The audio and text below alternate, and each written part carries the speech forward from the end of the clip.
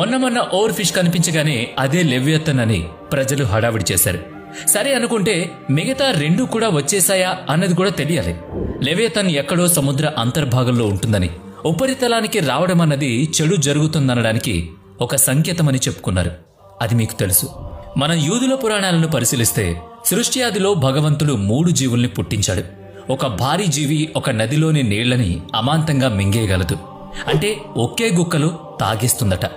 అంటే ఆ జంతువు ఎంత భారీగా ఉండొచ్చో మీరే ఊహించుకోవచ్చు. దాని పేరే బెహమోత్. రెండవది ఒక భారీ సర్పం.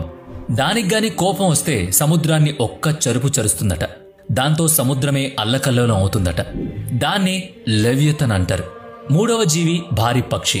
అది రెక్కలు చాచి సూర్యుణ్ణి అడ్డుకుంటే అంతా చీకటిమయమైపోతుంది. అదే జిజ్. ఈ 3 పౌరాణిక జీవుల్ని దేవుడు ముందే సృష్టించాడు. ఈ 3 భూమిని నియంత్రించేవి. సముద్రాన్ని ఏ జీవులైనా ఆక్రమించుకో చూస్తే లెవియథన్ వాటి భరతం పడుతుంది.